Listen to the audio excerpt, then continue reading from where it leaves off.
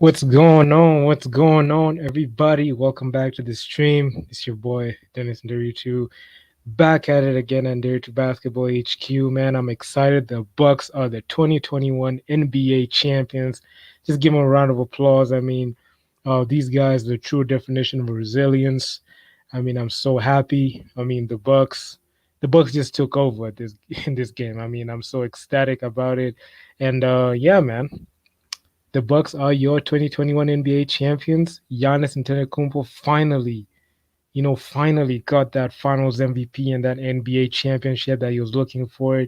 He was pretty close at getting that NBA championship, and in 2019, but he got stopped by Kawhi Leonard. I made a video on that earlier today. Earlier today, I was in a stream with my main man Josh Carson, JC3, covering the game just after the game, right? And I just have to say, man, that moment was so ecstatic. I watched the whole game live. Where was it? It was early in the morning. It was like 4 a.m. Wednesday. I know in Milwaukee it was Tuesday night, but where I was in Nairobi, it was Wednesday morning at 4 a.m. I made sure to sleep early. I got some good shut eye. Then I set my alarm at 4. Woke up, watched the whole game from the first quarter to the fourth quarter. I couldn't miss every any minute of it. I was so ecstatic. I was so happy seeing that game, and yeah, man. The Bucks came in.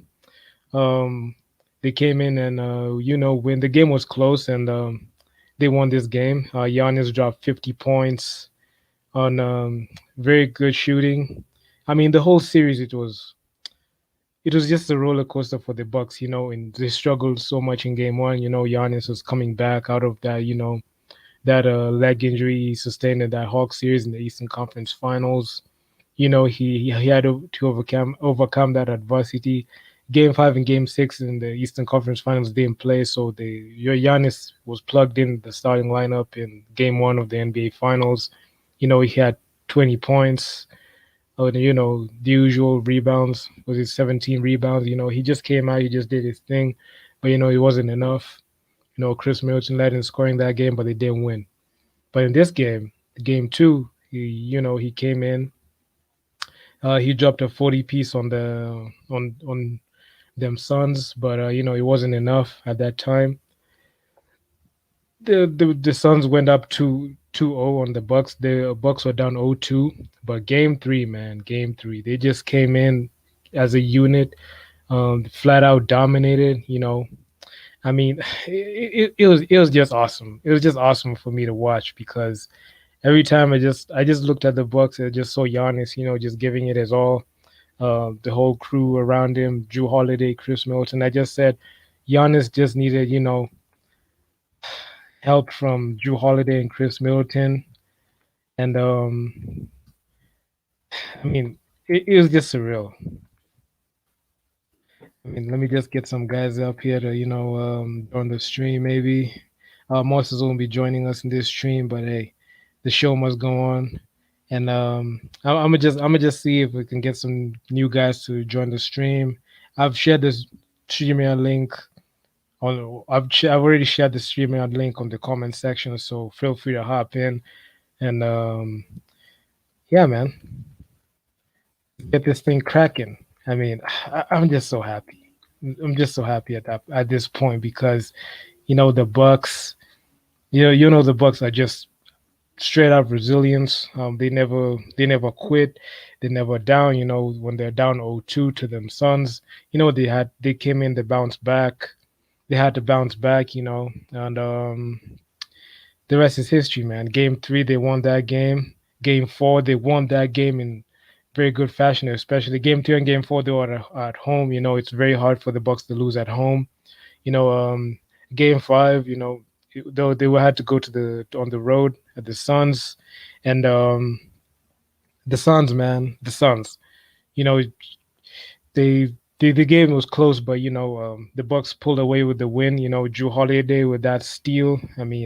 That alley steal, then alley oop from great defense to offense, and all the same, man. I'm just so happy. I'm just so happy with the way things turned out in that series. And then Game 6, hanging back at home. The Bucks are unbeatable at home, it was 17,000 already in the arena and like 65,000 outside the arena. So I mean, the noise was just there.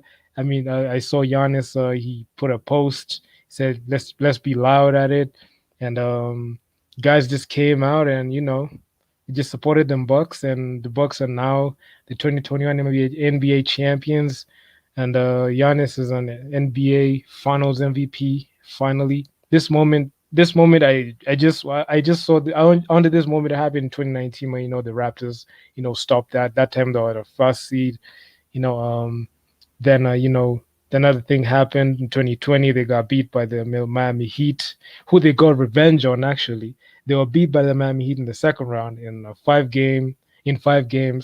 But the Milwaukee Bucks, they met the Miami Heat in the first round and just swept them. So he just got them pretty quick. He just took them out pretty quickly, pretty painlessly, and then the second round, they had to match up with the Brooklyn Nets, but the Brooklyn Nets, their series, it looked pretty bleak for the Bucks, especially in game one and game two, and they're on the next Nets home court. I mean, they struggled so much. Sometimes I thought like, will the Bucks be able to pull it off? And when they went at home, they equalized the series. They never got beat at home. They equalized the series, but in game one, James Harden went down with that leg injury. Kyrie went down again with that ankle. KD had to carry all the load in that team, but the Bucks were very resilient, and they came in and they just won that game. So I mean, credit to them. Then they met the Hawks. The Hawks beat the Sixers in the second round, and that Ben Simmons situation. So the Hawks came in and matched up with the Bucks. I already picked the Bucks to win that series. I expected the Bucks to win that series in quick fashion, but God's timing is the best timing. I picked the Bucks to win in five, but the Bucks just won in six. So that was that, and the Suns took care of business in the West. They beat the Los Angeles Clippers in the West Finals. And yeah, man, they met in the middle. So the Bucks and Suns actually, I mean, that series was just pretty good. I mean, I like that series, especially the guys who just came out: Bobby Portis, PJ Tucker, Brooke Lopez, Chris Middleton, Drew Holiday just came in clutch to help Giannis. Oh no, I know Chris Middleton had some lackadaisical games, some inconsistent games, but he tried to pick up the slack, and he dropped 40 points. I believe he just did what he had to do in that game. So that was that. I mean, Giannis was the true Finals MVP. I remember I mentioned it when I was at that stream with Josh Carson, JC3, right after the game. He has that stream in the morning, so I had to tune in. I joined their panel. It just said Giannis is the true Finals MVP every time, even if they were down 0-2, and never count out the Bucks. Fear the deer. I kept saying to them, fear the deer. Although the NBA media try to dampen the whole situation by giving a reason why the Bucks can't win because of Giannis shooting. I'm gonna just say this on. Let me just put this on record, right? Giannis, just keep doing what you're doing. You don't need a jumper. 2 points is 2 points. Doesn't matter if you drive to the rim. Doesn't matter if you dunk. It doesn't matter if you hit a long two. It doesn't matter if it's a mid-range shot. 2 points is 2 points. If you get your 2 points, your money, and you're able to score that 2 points inside the paint where you're efficient, go ahead and do it. If you're able to score that, make sure that if you're able to get to the rim and dunk, you just do it, man. I mean, I'm just so happy to see Giannis in this position. I mean, this narrative that he's not a good shooter. I mean, he shouldn't be. I feel like he shouldn't be compared to guys like LeBron or a KD. You know, he gets the KD comparison every time because KD is 7 footer who can shoot, but Giannis is he's not also near 7 foot, but he can't shoot. But I feel like those are different players. Different players have different styles on how they execute on offense, and I feel like Giannis, he's a different breed.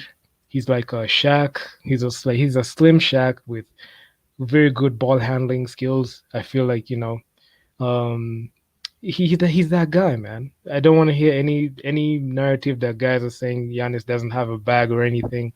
As long as you're able to surround that guy with shooters, you're able to surround that guy with a good elite ball handler like a Drew Holiday. I knew Drew Holiday when it was with the Pelicans in 2018, especially the 2018 run, and when they met the Blazers and the Warriors. The Blazers they swept the Blazers in the first round, and they met the Warriors and got beaten five in the second round. But hey, I mean, Drew Holiday is the truth. Chris Middleton, this is the time Chris Middleton should, stamp his name and stamp his legacy moving forward.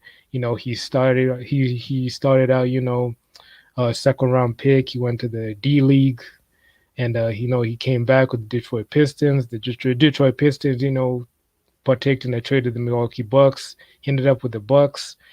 Chris Middleton is just true definition of underrated. I mean, he has all the tools to be great, and Chris Middleton he's just special. He's a great guy, and the only thing that he needs to work on is his consistency. He can shoot the J. He's pretty good. Drew Holiday is pretty good at defense.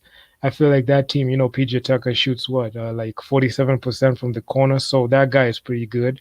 So yeah, man, I feel like Giannis surrounding himself with such teammates, uh, really amplified his strength and his overall good game. So Giannis, he deserved that Finals MVP. He's a two-time NBA champ. He's a two-time NBA MVP, Defensive Player of the Year. I mean, All-Star Game MVP. I mean, let me just list his accolades. 2016, 2017, Most Improved Player, right? He got that Most Improved Player of the Year Player award. 2018, 2019, captured his first NBA MVP. 2019, 2020 went back to back in NBA MVPs. So you can see this guy, I mean, back to back in NBA MVPs. And, and also 2019, 2020 season, he captured, the Defensive Player of the Year award. So you got an NBA MVP and Defensive Player of the Year award. Then, 2020, 2021, he captured the All Star game MVP, and in the same year, 2029, the 2020-21 season, he captured the NBA Finals MVP and NBA championship. That was very elusive. He finally got it, and yeah, man, congratulations to Giannis and the Milwaukee Bucks franchise, Mike Budenholzer, those guys. Yeah, man. Let me just get Victor on board right here. He's backstage. Let me get him in. Yo, Victor, what's up? Your mic, uh, unmute, unmute, Victor, Victor. Okay, let me just unmute. He dropped out a bit, but anyway, Giannis, those group of guys in the Bucks, pretty underrated. I feel like they're the true definition of trusting the process. They did what they had to do on both ends of the floor, both offensively and defensively. They took care of the basketball. I mean, Drew Holiday with that clutch steal and clutch alley oop to Giannis, which was iconic. Giannis had two iconic blocks. I believe the one was in game one. I don't know if it was Mikal Bridges or Cameron Payne was going for a layup. He chased them down with the block, and yeah, man. And also we got the we got the did the block on DeAndre Ayton, that the game stealing block that he had, and he did what he had to do. And Giannis, true champion, man, true champion. I mean, he deserved every single penny of that supermax. You know, years ago, the late great Kobe Bryant issued him a challenge. I believe it was 2017. He had to he said, get that NBA MVP. He got it. Now, after that NBA MVP, the next assignment was getting that NBA championship, which he did. He made sure he got that NBA championship. Kobe isn't here to see it, but I'm pretty sure he's gonna be proud of what Giannis has been able to accomplish, all the accolades that he got. Sure, sure, this guy is just he's destined for greatness. He's the future. He's the future of the league. I mean, we found him. Giannis, the Greek freak, is a guy who's gonna average 35 points a game without shooting a jumper, and that's the way it is. I mean, he said he can average 35 points per game, 33 points per game, 35 points per game without shooting a jumper in high volume. He just take it to the rim. Um, but yeah, some guys just have to get them points the way they get them points. So kudos to Giannis. And with that being said, I mean, let me just go through an article from the NBA app, the NBA News. And it reads: Giannis Antetokounmpo saves the best for last, leads the Bucks to the first NBA title in 50 years in a career-defining game. Giannis Antetokounmpo scores 50 and gets just enough help from his teammates to oust Phoenix in Game 6. This article is written by Sean Powell. Credit to him. He did a good job on it. Milwaukee. The countdown to 50 years between championships began with 35 seconds remaining in the dry spell when the sellout crowd inside FIFA's forum began to chant Bucks in 6 in perfect pitch and harmony. On the outside, where half of Wisconsin gathered, the screams rose up and the beers went down. I mean, 17,000 in the FIFA's forum. It was sold out, and also they had 65,000 fans outside the arena. I mean, they had more fans than the arena could hold. So you can see the fan base of Milwaukee Bucks, man. I mean, legendary, pure gold and legendary. And on the floor, Giannis Antetokounmpo waved his arms and therefore gave the signal that it was time for Giannis to join an elite group of historically special players. Time for the NBA Finals to creep to a close after six mostly suspenseful games because every game was close. If you watch that series closely, every game was close. I mean, no team you can say blew out the other. I mean, all the games were very close because these teams were like somewhat evenly matched in different styles of play. But they had to do what they had to do. Time for Chris Middleton and PJ Tucker, Drew Holiday and Mike Budenholzer to become a bit choked up and find someone to hug. This guy. Time for the Milwaukee Bucks to announce themselves as the champions for the second time in their history and their first since 1971. So this 1971 chip, Kareem Abdul-Jabbar was in the Bucks. He brought the first title to the Bucks in 1971, and the space between 1971 and 2021 is 50 years. So Giannis, he made history by bringing the Milwaukee Bucks their second championship in franchise history. Seeing how it developed and progressed, and especially how it ended with an electric Game 6 that was authored by a player who instantly became a legend. It was well worth the wait. The Bucks rallied from 0-2 and in the series and never looked back. I mean, since Game 2, this Bucks never looked back. Game 3, 4, 5, and 6, they made sure they got the win. They stole Game 5 from Phoenix, and they won all their three home games and stole one game on the road to win the series. Well, actually, maybe they did a few times nervously along the journey, and they put the Suns away Tuesday night with a closing 105-98 victory that made a city shiver. So this team, man, pretty good company. I mean, the Bucks, man. I mean, the Bucks are just special. Sweet sacrifice. I mean, sweet sacrifice. The Bucks, man, the Bucks. Sweet and sacrifice. Giannis said, choking up so much sacrifice. That's what he said. In the finals, Giannis had a pair of 40 pieces as well. But what made this game special was the manner in which he toppled the Suns. He made 17 of 19 free throws, an astonishing display of efficiency by a player whose free throws were mocked by road crowds and also struggled to swish through the nets. When Giannis went on the road, I mean, the NBA fans used to mock him by counting the number of seconds that he used to take his free throws. So he had this ridiculous routine where the fans didn't chant 1, 2 to 10 to see if Giannis can make a free throw under 10 or 15 seconds. So really, that thing really, it pissed me off at times because sometimes when someone like when like a whole arena, chance that way, it can really kill your confidence and make you blow them free throws. But Giannis isn't gonna shy away. He's not gonna feel embarrassed. He's gonna hit them free throws. Free throws aren't dropping in the regular season, but they dropped in this game, which was very crucial. 17 of 19 free throws got in, and that was great. I made I made them when I was supposed to. So he made the free throws. That's what he said in the post game press conference. Also, it was an information that Giannis did right by himself and the franchise when he signed a contract extension in 2020 and delivered the championship that eluded these Bucks. So you see, he signed that supermax extension. Guys were calling him out and telling him, "Why are you signing that extension? You're locking yourself up to Milwaukee Bucks. Go to a team that can contend."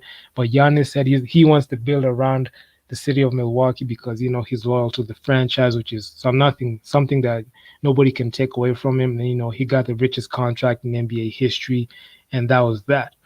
So also, it was an affirmation that Giannis did right by himself and the franchise when he signed a contract extension in 2020 and delivered the championship that eluded these Bucks, who had nothing to show for their recent efforts, especially shiny regular season records until now. So, but what that means is, in 2018, 2019 was a pretty special season for the Bucks. They won 60 games, but they got beat by a Toronto Raptors team led by Kawhi Leonard, um, Kyle Lowry and Pascal Siakam. I really felt bad because the Bucks went up 2-0 on the Raptors, but the Raptors came in and won four straight.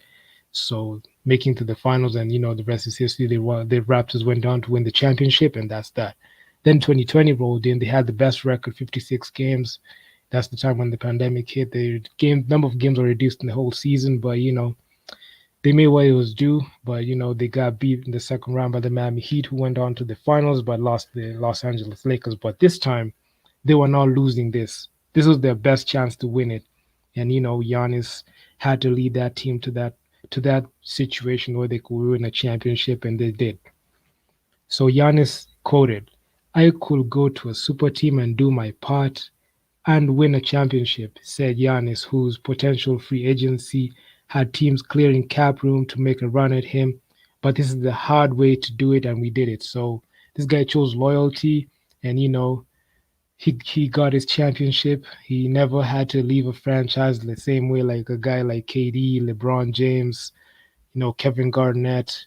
He stayed loyal to the franchise like a guy like Kobe and Tim Duncan. Dirk Nowitzki. I mean, he just chose loyalty to the franchise, and the franchise paid him back by putting pieces around him, and it yielded a championship, and the rest is history, man. He added, and the job had to be finished. This was his city. This was my city. They believed in me. So many people believed in me and helped me get to this point. I mean, I'm in the people's business, so I don't want to let people down. So Giannis, the Bucks took a chance at him in 2013 with that 15 overall pick. The Bucks really didn't know what they were getting from Giannis. They were patient with Giannis. They molded him to the star that he is today. So credit to the Bucks coaching staff, the Bucks organization for making sure that they're able to make sure that Giannis grows up to be a very good superstar. He grows to the league to become a very good superstar with his awareness, defensive prowess, his ability to score the basketball. He had to do it, and there are any and there excuse me, are there any historical comparisons to what Giannis just did? Maybe the best is 2011 Dirk Nowitzki, who took a Dallas Mavericks team that lacked any superstar in prime and beating the big three Miami Heat.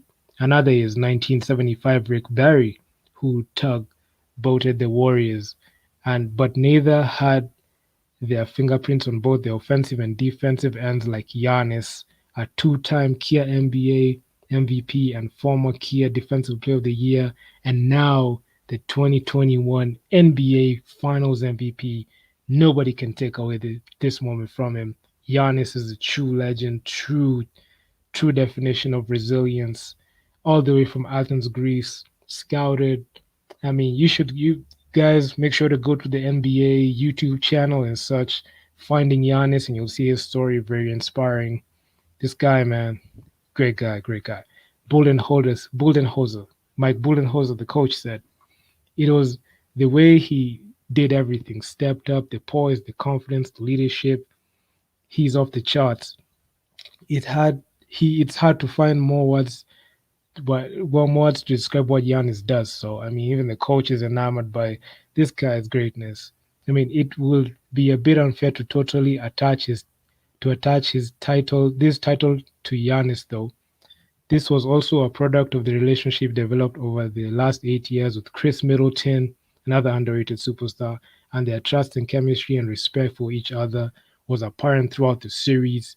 Giannis yielded to Chris Middleton by choice and often by necessity, and it worked. Middleton constantly top torpedoed torpedoed Middleton, excuse me. Middleton constantly torpedoed the Suns with mid-range jumpers and seemed to get buckets whenever the Bucks needed one. So Giannis, sometimes he deferred to Chris Middleton, and Chris Middleton did the same. It's a mutual respect that these guys had, and also in the post-game press conference for these finals, there is no other teammate that Giannis likes like Chris Middleton. Chris Middleton is he's a special, really special dude for Giannis. They are meant for each other because these guys just complement each other and they feed off each other's strengths and weaknesses, and they're able to capitalize on it. Giannis has his own rags to riches story, and in a sense, so does Middleton. Middleton was a former second round pick who didn't develop into an impact player until the last 6 seasons. During that time, he emerged as the ideal sidekick to Giannis, with each player complementing the other to strike the right balance needed to win the game. So, I mean, they needed to feed off each other so they can get something going. Holiday arrived in an offseason trade to the New Orleans Pelicans, do exactly what he did, supply defense and direction, and poise under duress. He was indeed the missing piece to a Bucks team that, despite winning enough games to stick near or at the top of the East for the past 3 years, couldn't break the postseason code until now. His timely and pressurized defense on CP3 helped swing the series to Milwaukee's favor. So I could safe to say that the postseason acquisition of swapping Eric Bledsoe for Drew Holiday was a very good swap. I feel like um, Eric Bledsoe wasn't providing the same production that Drew Holiday was providing, so the Bucks pulled a trigger on that.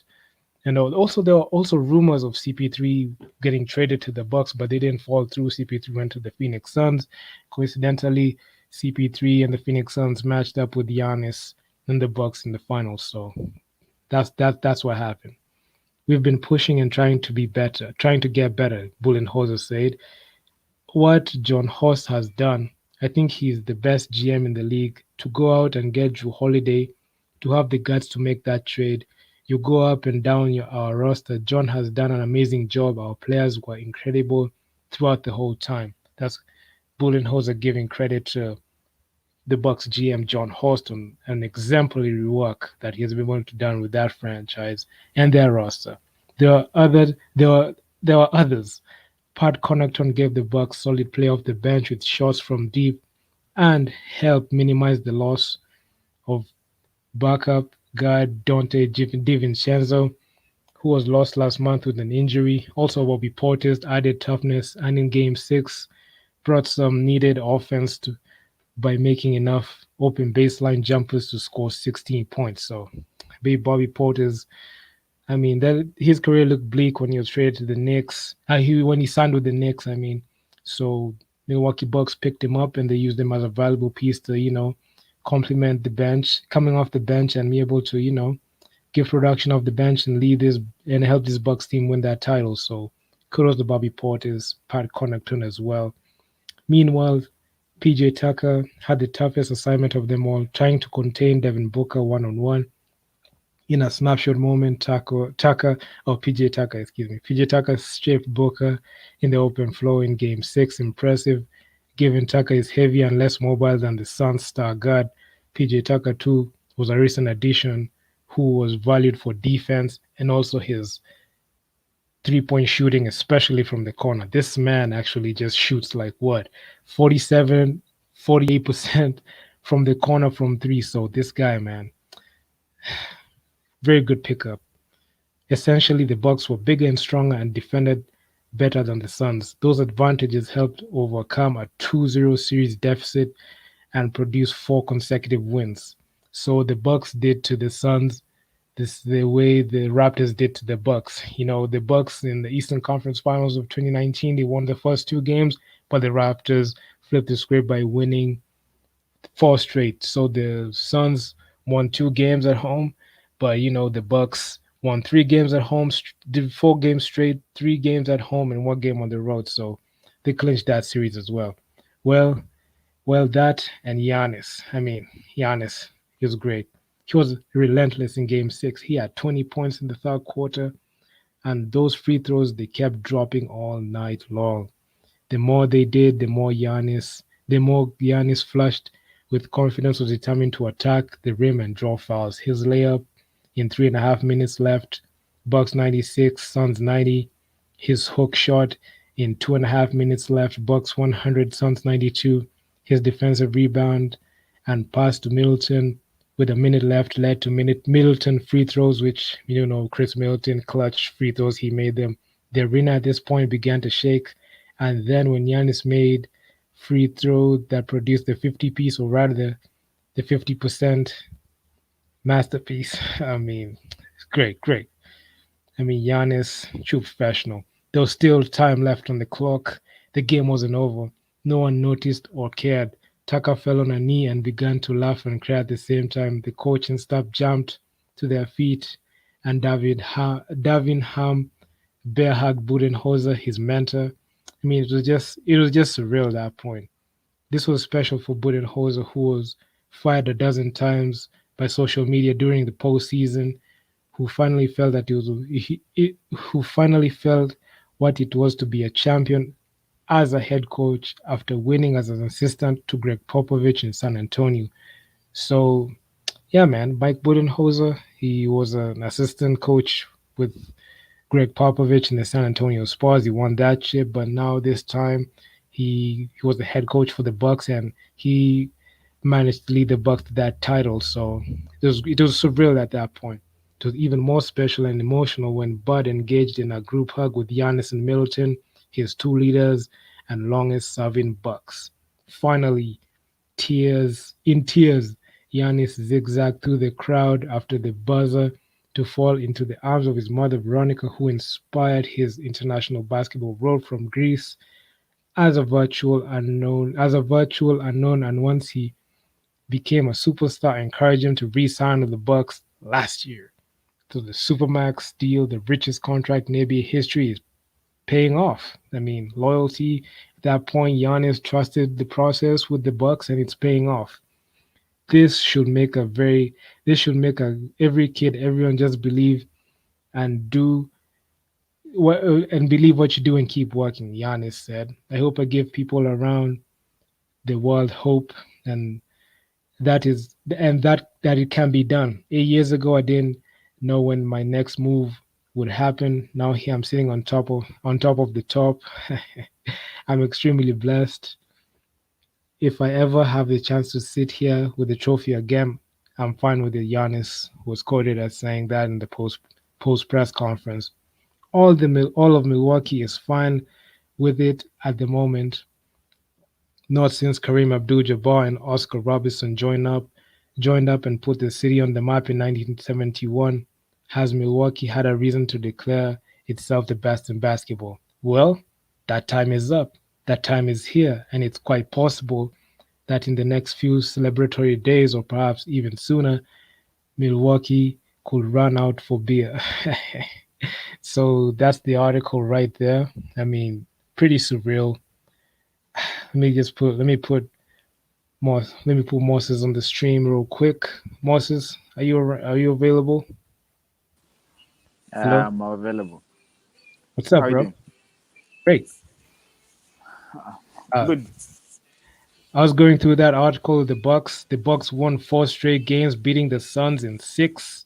What do you have to say about that? Okay. I'd call it Bucks in six. Although when they lost the first two games, I'd changed my mind. I thought it was going to game seven. So I think, really the Bucks and Giannis really played so well to deserve to win this championship. I mean, the Bucks were better than the Suns when they equalized. I mean, it was some point when the guys were saying Suns in 5, Suns in 4. I remember Suns in 6. But now, the Bucks won game 3, 4, 5, and 6 to seal the series. I actually watched that game live today morning, and it was pretty surreal. Kudos to the Bucks, Finals MVP. They're back on. They've been dominating for the past 3 seasons, but it has gone under the radar because they've had their postseason mishaps. But this year, they made the finals and they won it. So yeah, man. What you guys say about Yeah, that? yeah. I think what the Bucks did this season, which we talked in that previous live teach session you had, is that the Bucks after their fail against Toronto Raptors and Miami Heat in the bubble last year, I think they decided to change the roster so that they could build a roster which could work to the strength of Giannis. And the only difficult team was the Brooklyn Nets for the Bucks, huh? And the Lady Yes, Luck strike this time round that Kyrie and James Harden were injured. So I think that was the only team which could have stopped the Bucks because that's the only series which I think Bucks played poorly in all this postseason. That's the only series they played poorly.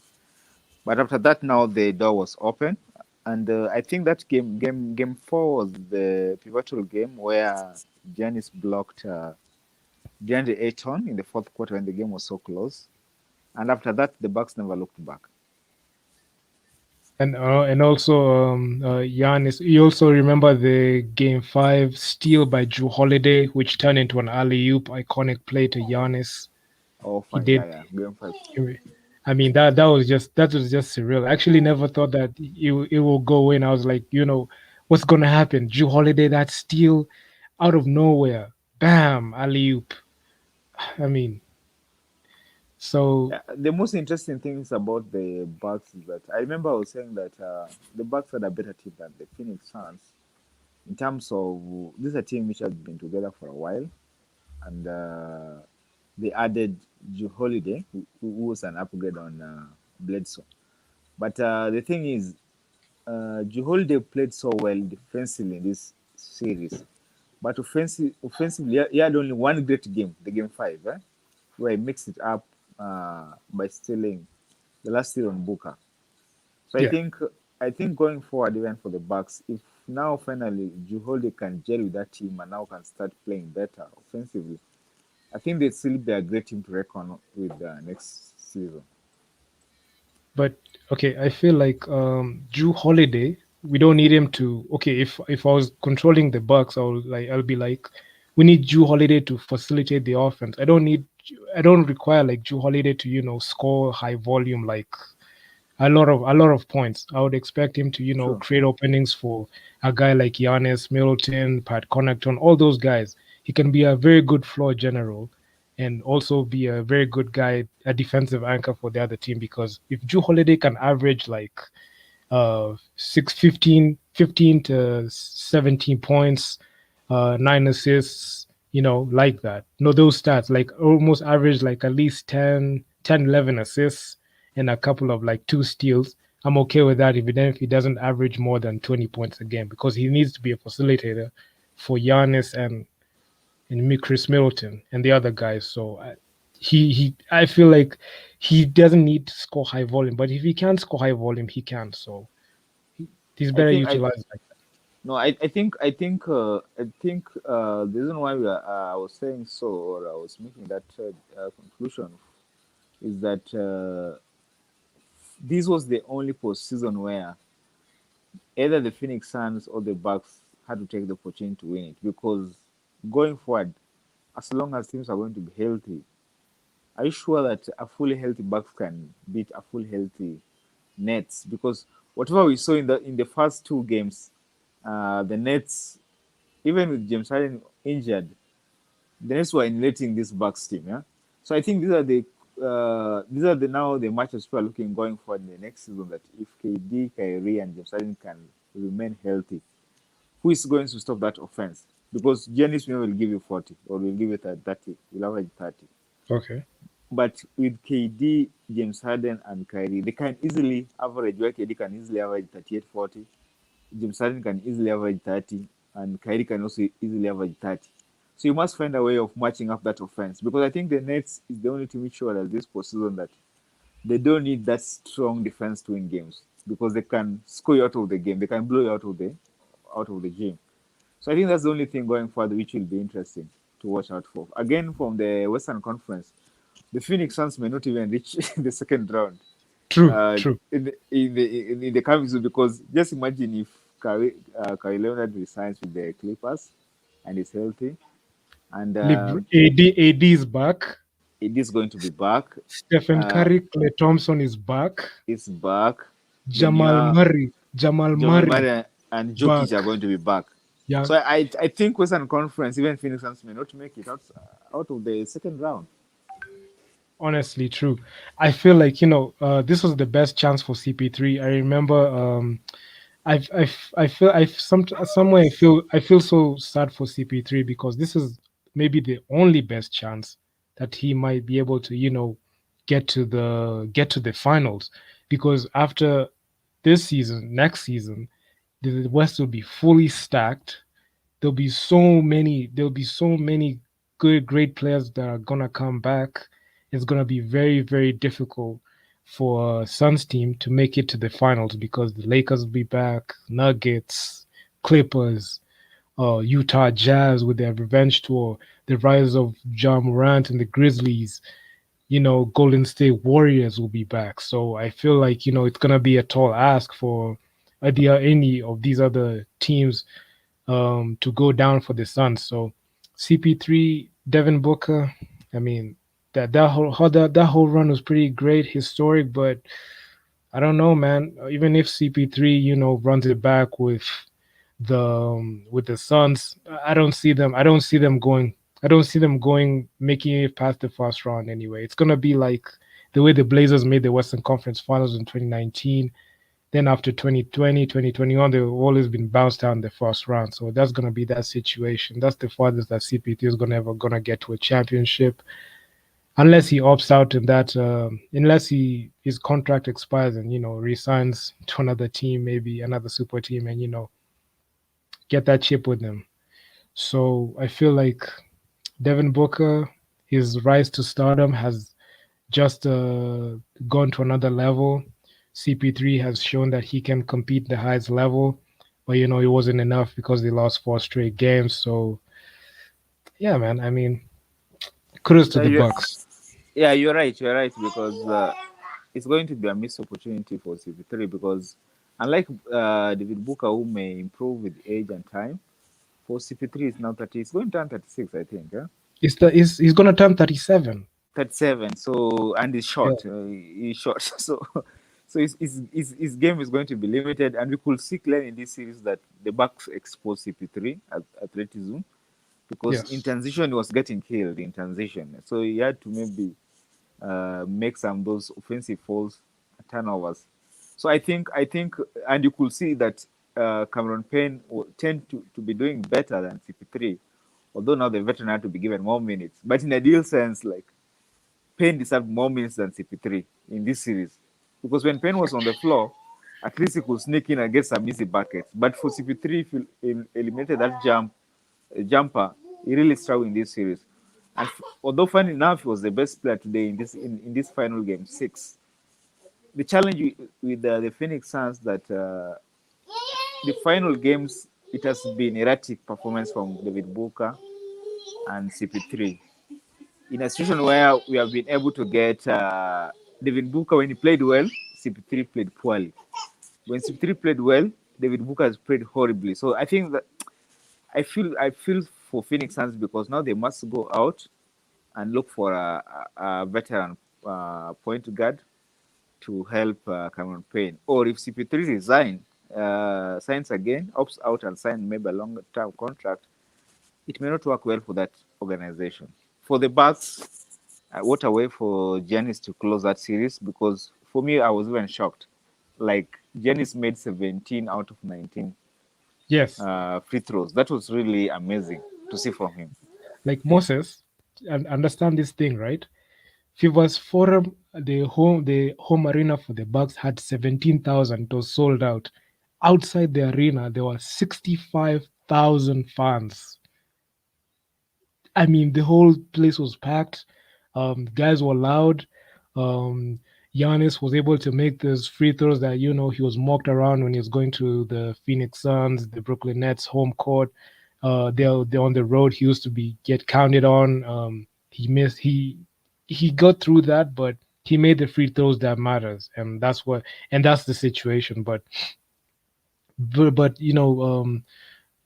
Giannis, he trusted the process with Milwaukee. He signed that he signed the richest contract in NBA history, like 5 year, 228 million extension. I mean, it was pretty big. So Giannis Antetokounmpo, 2016-2017, most improved player. 2018-2019, captured his first NBA MVP. 2019-2020, captured his back-to-back NBA MVP and Defensive Player of the Year award. 2020-2021 season, All-Star Game MVP, NBA Championship, NBA Finals MVP. What more can you ask from this guy? I mean, he has joined elite company. He's one in three players who have won an NBA MVP, and NBA Finals MVP, and Defensive Player of the Year. The only three guys in the league that have done that is Hakeem Olajuwon, Michael Jordan, and now Giannis Antetokounmpo has joined that echelon of players who have won an NBA MVP, NBA Defensive Player of the Year, and NBA Finals MVP, and an NBA championship. I mean, it was pretty surreal. I mean, I was so excited. I'm so ecstatic for the Bucks. Never count out the Bucks, fear the deer. I mean, as for now, I had that snippet from Giannis post-game interview when he was saying that I think he has achieved the highest expectation he had yes, without forming a super team, and by winning the championship with the team was drafted with. And it quickly reminded me about the Wade 2006 finals run against the Dallas true, Mavericks.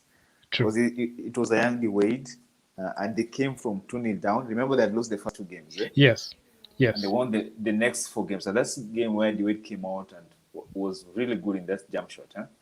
So I think Giannis, if he's not careful, he may go through again another run like the Wade. Because after 2006, what happened to Miami Heat?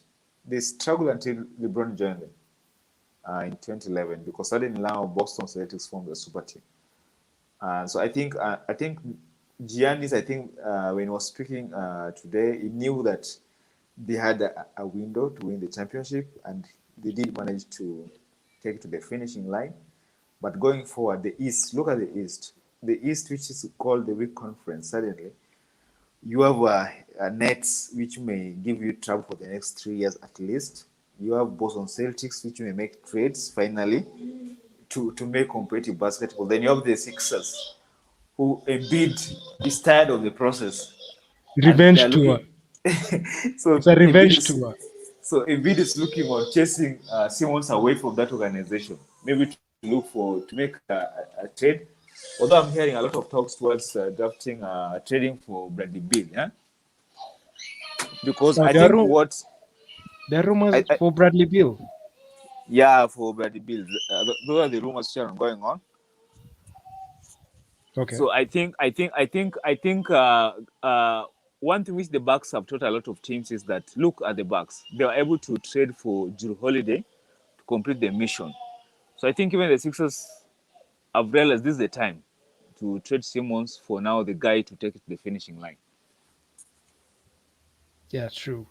And also don't forget about the Nets, the super team. No, Giannis, excuse me.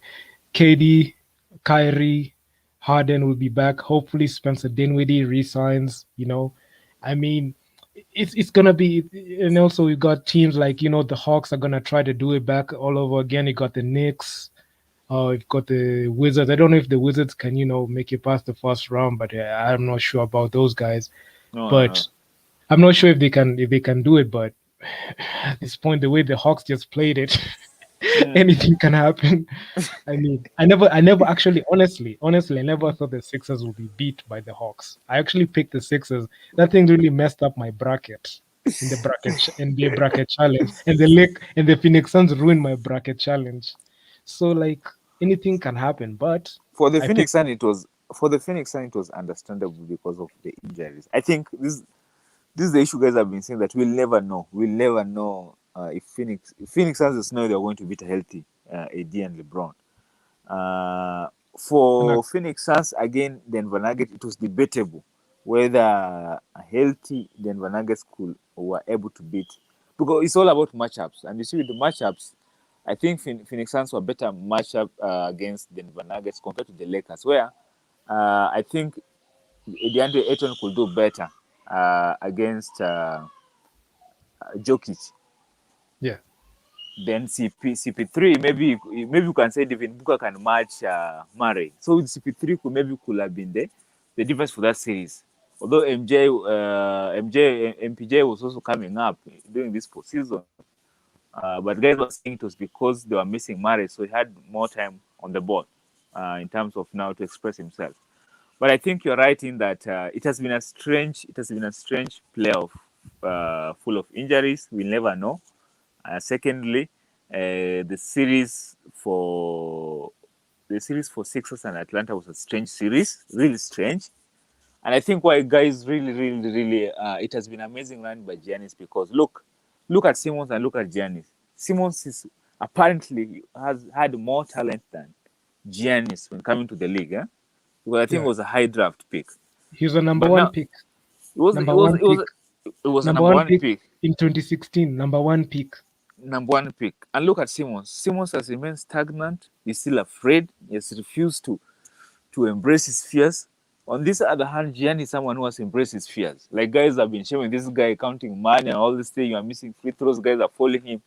But Giannis never stopped to drive. He'll continue to drive until finally today in the final game. It reached a moment even the Phoenix Suns feared now following Giannis, because this guy was continuing to make his free throws. So I think Giannis assured to us something which Ben Simmons lacked. Giannis, apart from the talent, which may not be that great, he has a great mentality that doesn't fear failure. Also, just to add on, Kobe Bryant, the late great Kobe Bryant, issued him a challenge in 2017.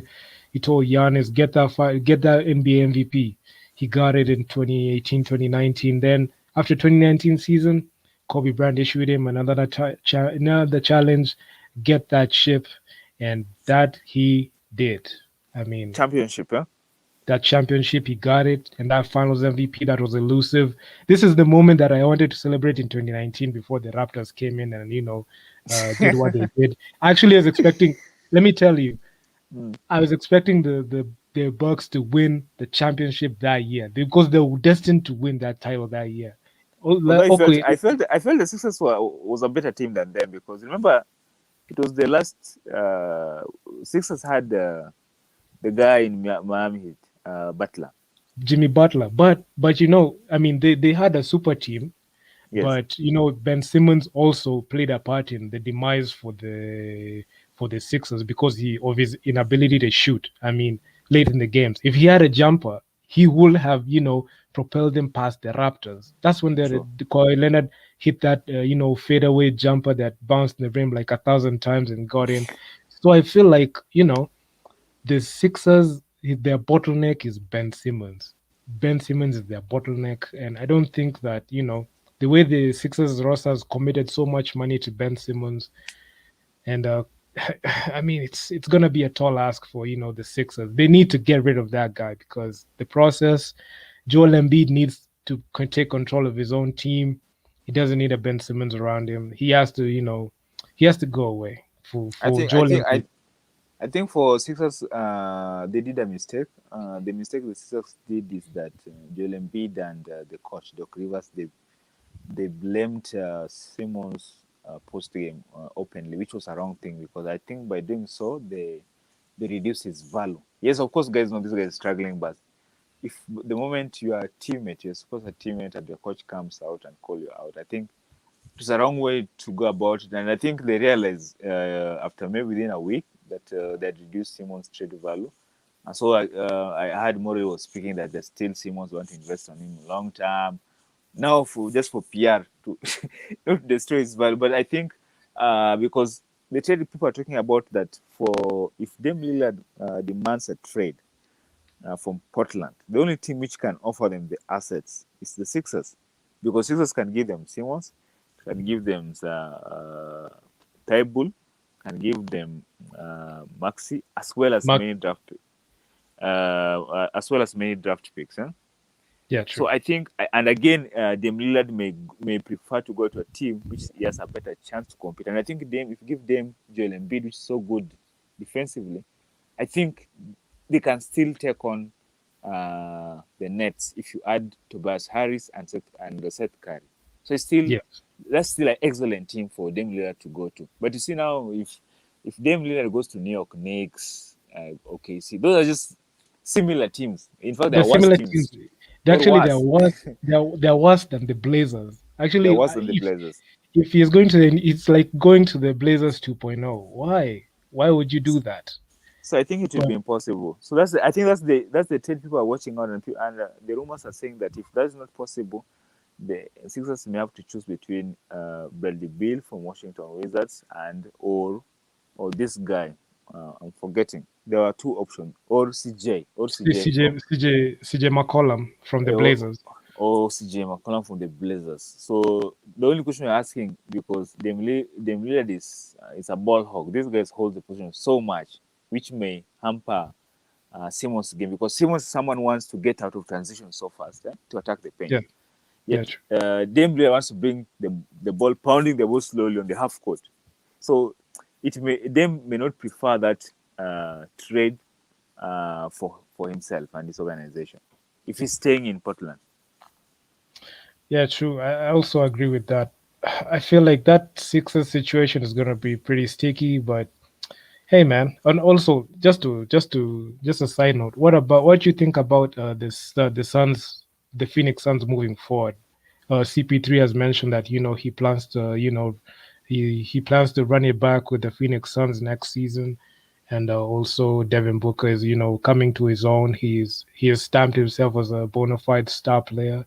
So what you think about the Sixers moving forward? No, not the Sixers, the Suns moving forward. What are there pieces you need? Maybe they can add on to retool. Maybe what you think about that situation? I think for the Phoenix Suns, they're in a tight situation because uh, I think CP3 someone I think was realized that now the time has passed.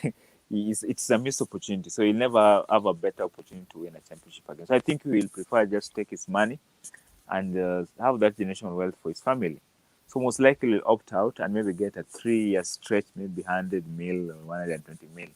Meanwhile, remember players like Michael Bridges, David Booker, and DeAndre Ayton, I think they're due for contracts. So I think Yes. that cap space for Phoenix Suns is going to get stretched to limit. So they may not add really better players unless they get some veterans. Because I think for Phoenix Suns, the only undoing for that team was that they had many young players, David Booker and DeAndre Ayton, Payne, Uh, Mikal and Bridges. so I think these are still young guys. I think this has been a great experience for them, but they may need another 2 to 3 years now to fully mature and understand the flow of the game. So if they can just be patient enough, so that by the time CP3 gets old and maybe further times comes on, maybe Cameron Payne will be able now to take all the reins to assist David Booker, and by then maybe they'll get maybe some veterans on minimums to assist them over the team. Yeah, man. I also feel the same way. I mean, this is the best shot for CP3.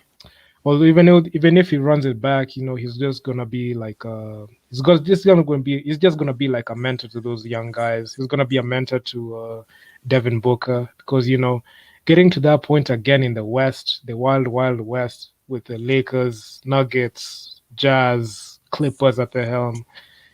Memphis Grizzlies coming at you. I mean, it's gonna be a tall ask for CP. Oh, and also the Warriors as well. So it's gonna be a tall ask for CP3. So you remember, Clay Thompson, Steph Curry are coming back, and this time they're coming back to do some damage because they got slandered a lot, especially after the play-in tournament, which they fell to the Lakers and they fell to the Grizzlies. So they got slandered a lot. And also like their first season without Kevin Durant, that trio, I mean, they got slandered. So there's gonna be like, that 73-9 season. But in this case, they're not gonna win 73 games, but they're gonna have that same mentality moving forward. I just want to see how those guys mash up. But let me ask you. Sorry to interrupt. Yeah, Sorry to interrupt. Let me go ask you ahead, go about ahead. Golden State Warriors. Okay, The Dubs. Uh, okay. as per now, uh, I think this is an aging team because if I look for Draymond Green doesn't look the same offensively. Defensively, he's Yes. still one of the elite defenders. That's we all agree. But offensively, it was exposed during this season. Secondly, Clay Thompson had two of the worst injuries for an athlete. Okay. Because what happened? This Clay Thompson got that injury during that The ACL 20, 20, 2019 finals, 25. 2019 Then finals, he tore his yes, ACL. then now this before this season, Achilles. Yes.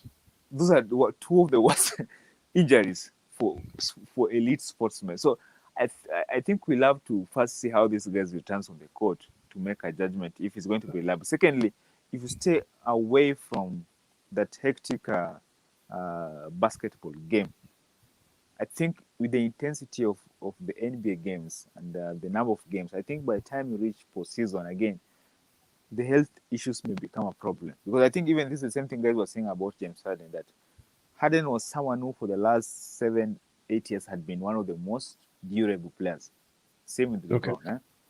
But now what messed up Harden this time is that the moment this guy decided that he was not going to return to Houston Rockets and started to avoid doing the postseason workout. Of course, there was that extended COVID break after being eliminated from the bubble. This guy never worked on his on his body. He came with that pot belly in the Yeah, early true. season of Houston. So for the first time in James Harden career in the last 7, 8 years, this guy never invested on his health. And now injuries like hamstring, calf, these are injuries which falls a guy who never keeps the body on the muscles ready Conditioned. for a condition for the long season and postseason. The same thing with Kevin Durant. KD struggled towards the end of the season with the hamstring. I think there's a time I think he was out nearly for 2 months with the hamstring injuries. So these Yeah. are the these are the key things guys were speaking about. And even for Kyrie, injury was a freak injury that landed on the foot of Giannis. But again, guys were saying that even Kyrie has not been healthy in many seasons. It may have come at a cost for him health wise. His his first season in the Nets, he didn't play at. He only played 20 games in the whole season for 2019, Yes. 2020. So 2020, 2021, it was the bump and grind for the whole season, the way the season was condensed. These guys suffered a lot. Like. So that's my worry with Clay Thompson because look at Giannis. Look at Giannis. That Giannis hyperextension of the knee. I think AD had a near similar issue. But look at the way Giannis responded to a similar. Me, I was really sure that Giannis could come to play that game one against Greek the freak. Greek freak. But because He's the a way Greek. Giannis has really been working on his body for the last this guy since he came in the league, he knew that he didn't have all the hoops, all those the things, the bag, the guy has on his bag. This guy's been working on his conditioning. But look at AD. For me, I'm really frustrated with Anthony Davis because Anthony Davis reminds me of Kyrie Irving. So much talent, but guys have refused to work on their body because they believe the skill will be enough. So these are the guys who break down a lot during the regular seasons, and now when you need them they suffer a lot. And guys were saying that what happened worked well for AD last year was that COVID break. That AD was able to get that at least a long break from a regular season before postseason. So Yeah, I think LeBron has to put down AD down this time, this off season, and tell young man, come we work together. You have to condition this body. Otherwise, you'll regret when you retire from this game that I wish I could have done more with my body. I also share the same sentiment. Sometimes I look at AD, I just feel like he's soft. Why are you soft, bro? Like Giannis is going hard. He gets smacked around in the paint. He does his thing. He's relentless. Let me just go back a bit. You remember the 2019 second round, which the Celtics matched up with the Bucks. You know how relentless the Bucks were with the Celtics. Al Horford was being put on Giannis. Al Horford got tired guarding Giannis. He wore out, as in Giannis' relentlessness and competitiveness wore Al Horford down. I mean, that guy was really like he had it. He couldn't contain him. That's the same way I feel like Giannis when he's gonna meet like a guy like he's gonna meet all these other teams. It doesn't matter. He's gonna play his game no matter what. I mean, even if he extends his knee, I mean that was a freak injury. I actually was so afraid if Giannis was not gonna. I was afraid that Giannis was not gonna win the Finals MVP because of that injury. Because True. I was actually very afraid because if okay, he can't be the two-time NBA MVP and Defensive Player of the Year and don't win the Finals MVP in that team. So his injury and the way he came back was miraculous. But I feel like his conditioning and his competitiveness was able to take him through the series. I was actually praying that no injuries come and hamper this playoff run for the Bucks because Giannis, Chris Middleton, man, underrated guy. That whole Bucks squad just came in and did their thing. Drew Holiday, great player, great player. I mean, the Suns. I'm And not sure. let me ask you. Yeah, yeah, go I ahead. think I think the media has controlled a lot of narratives about Giannis, but for me, I was really impressed by Giannis because I think this guy was taking mid range, low key. Like the time, like this guy's formed a wall for him, and Giannis could turn and make a mid range, Turnaround jumper. smooth turn around, and he could even make a jump. So I was even I remember even Jeff Van Gundy was saying that for Giannis, just avoid taking 3 pointers. Just go and take your mid range or turn around jumper because it was so smooth finally in this the last two series. And most of these journalists hasn't focused on that. They are just focused this guy on paint. But I think Giannis, you could see that significant improvement from Giannis who could only drive and do that step over rollover for a dunk. Suddenly this guy is now able to take some mid range to mix it up. Yeah. Yeah, true. And also, the NBA media doesn't like the fact that Giannis is. They don't like the fact that Giannis is like the way he is. They don't like the fact that Giannis is dominating. There's this point I saw a panel they're saying, Giannis, the way he defers to Chris Middleton, it's Chris Middleton's team. Chris Middleton has a case to win Finals MVP. The Finals MVP should go to Chris Middleton, disregarding the fact that Giannis is a two-time NBA MVP and Defensive Player of the Year, the best Defensive Player of the Year. The best defensive player in that roster is Giannis. The best player on that roster is Giannis. And these guys, try to, clap back. I don't know, like, besmirch his character. But, Giannis doesn't budge. They laughed at his free throw percentage. But this guy shot 65% from the free throws. So, and also 60% from the field. So you can't blame him on that. And also, if you catch it in the finals post game press conference for Game 6, he said, he said, uh, I would have taken the easy way out. I would have left Milwaukee and signed another team and helped them win a championship. But I said I'm gonna take the hard route in winning a championship in the team that drafted me because he loved Milwaukee and that's why he re-signed. So I feel like not many players have shared the same mentality as Giannis. He has joined a guy like Dirk Nowitzki, Tim Duncan, Kobe Bryant figuring out how to win in the championship and getting the franchise to build around them. Guys like LeBron had that decision in 2010. KD had his own decision in 2016, and you know what happened. I mean, they went and won championships with other teams. LeBron was different, came back and won the championship with the Cleveland Cavaliers. So that's that.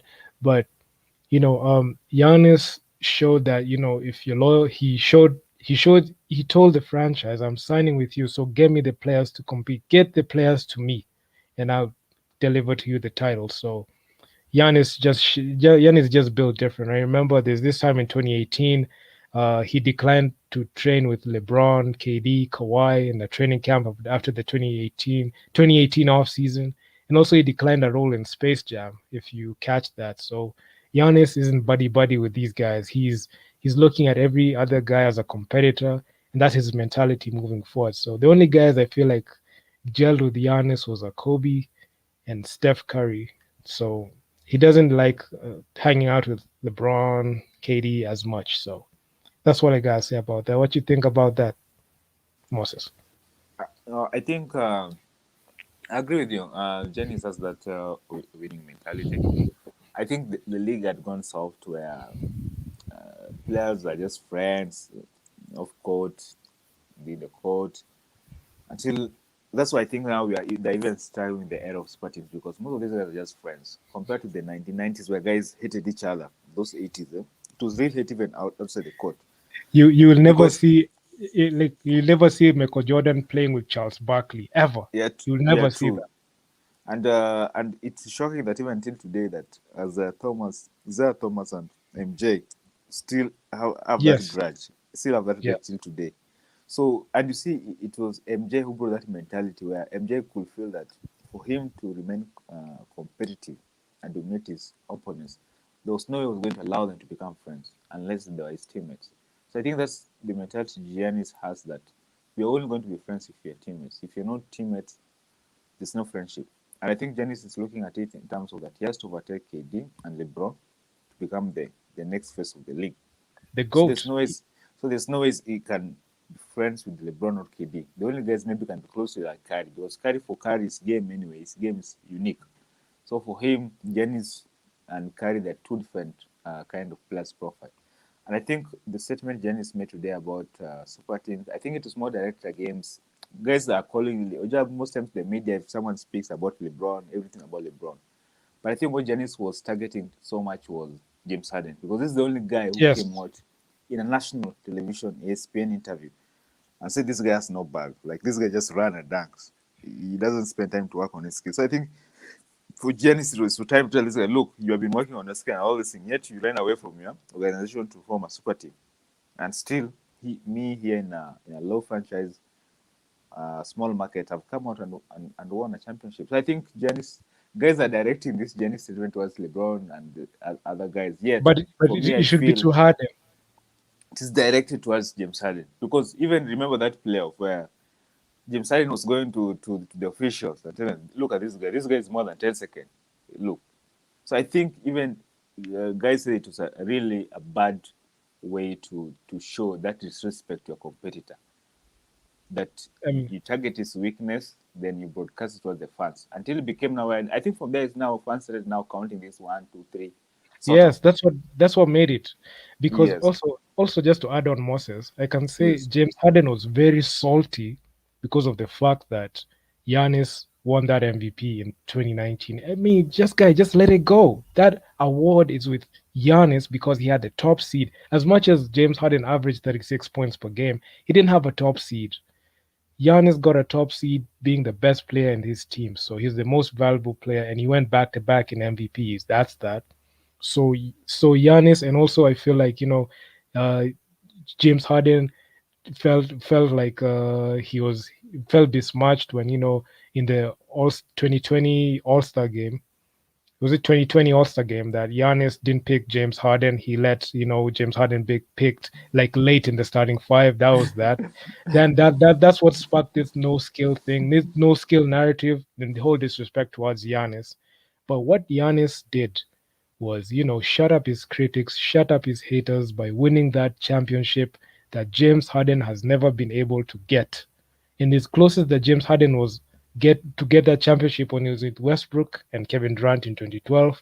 And 2018 they got beat in the Western Conference Finals by KD and the Warriors, and that's history. So James Harden is salty because of the fact that a guy that he doesn't feel like they have the same skill set is beating him and is making history and making himself great. So I feel James Harden, and also James Harden low key has been being compared to Giannis in the way they carry their team. So yeah, I mean, But that's the anyway, situation. anyway, I think that's why you say that.